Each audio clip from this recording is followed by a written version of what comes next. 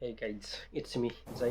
आजबाट मैले डेली 90 डेजको आफ्नो भिडियो पोस्ट गर्ने च्यालेन्ज लिएको छु। I don't know how it will happen, but आजबाट मैले ट्राई गर्छु होइन। आफ्नो वे अफ स्पिकिङ इम्प्रुभ गर्नु छ मलाई, त्यो पनि क्यामेराको अगाडि, जुन चाहिँ एकदमै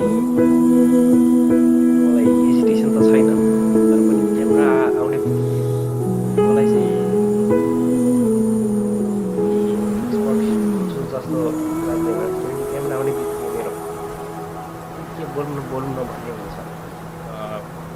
सकेसम्म मैले अब गर्ने कन्टेन्ट त अहिले के थाहा छैन, तर पनि आफ्नो स्टोरी टेलिङ्समा जानु खोजिरहेको छु। तर पनि मैले अहिले जताततै बसिरहेको छु। मैले गर्दा गर्दा केही दिक्क लागेर अब त्यसो पनि अब सोसियल मिडियातिर पनि आफ्नो अलिकति फलोवर बढाएर सोचेर डाइरेक्ट भिडियो चाहिँ लिएको छैन। अब डेली चाहिँ रेगुलरली एउटा एउटा न एउटा भिडियो चाहिँ मैले युट्युबमा अपलोड गर्छु। र त्यसरी अब आफ्नो युट्युबको चाहिँ आफैले सोध्दाखेरि अब के रहेछ भन्ने चाहिँ मैले बनाउनु जस्तो लाग्यो। आजबाट मैले च्यालेन्ज सुरु गर्छु र यो चाहिँ 90 दिनको च्यालेन्ज हुनेछ।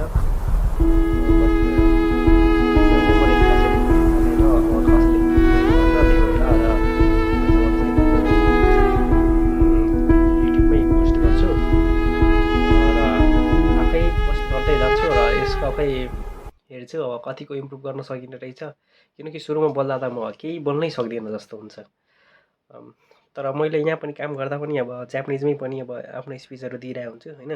साइडमा अब जापानिजहरूसँग कन्भर्सेसन गर्नुपर्ने हुन्छ, त्यहाँ गएर पनि म आफ्नो स्पिच नभनौँ, त्यहाँ अब काम गर्ने कुराहरू पनि अब अरू 100जना अगाडिको 100जना मान्छेहरूको अगाडिमा पनि बोल्न त सक्छु। तर क्यामेराको अगाडि चाहिँ अलि कस्तो कस्तो लाग्छ थाहा छैन। आफै त्यो मैले बोल्न चाहेको वर्ड ठ्याक्कै मेरो मुखबाट निस्किँदैन, जुन चाहिँ मैले आफैलाई अनौठो लाग्छ क्या। जब कि मैले त्यहाँ 100जना अगाडिको मान्छे मैले बोल्न खोजेको त्यहाँ वर्डहरू होइन, काम रिलेटेड त्यो त शब्दहरू भन्न त सक्छु। तर जब क्यामेरा आउँछ आफूले सोचेको वर्डहरू पनि डेलिभर हुँदैन र साथसाथै त्यो कुनै कन्टेन्टमा बोल्नु पर्दाखेरि ठ्याक्कै वर्ड नै निस्किँदैन। त्यो चाहिँ एकदम त्यो मोस्ट इम्पोर्टेन्ट कुरा हो। र डेली एउटा एउटा भिडियो पोस्ट गर्ने एउटा मैले प्लान बनाएको छु। र अब कुन क्षेत्रमा अलि म आफूलाई अलि गरौँ भन्ने त्यो त आफूलाई केही सोचेकै छैन। जस्ट यसो भिडियो हेर्ने, अलि त्यो कन्टेन्ट हेर्ने, त्यसलाई चाहिँ अब आफ्नो the way of speaking improve गर्दै जान्छु।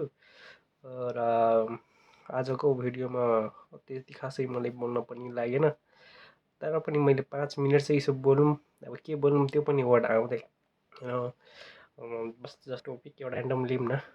अब जस्तै आज चाहिँ अलि पृथ्वीनारायणको बारेमा बोलौँ न होइन। किन त सानोमै हुँदाखेरि हिस्ट्रीमा चाहिँ मैले धेरै पढेको थिएँ। अब अहिले चाहिँ केही अहिले ब्ल्याङ्क छ, अहिले मैले सर्च पनि केही छैन। अब पृथ्वीनारायण शाहको बारेमा बोल्नु पऱ्यो। अब पृथ्वीनारायण शाह भनेको अब नचिने मान्छे त होइन, धेरै कुरा थाहा पनि छ मलाई। तर पनि मेरो के हो अब फुल डेलिभर फुल उहाँको बारेमा अब फुल कुरा मैले डेलिभर गर्नै सक्दिनँ।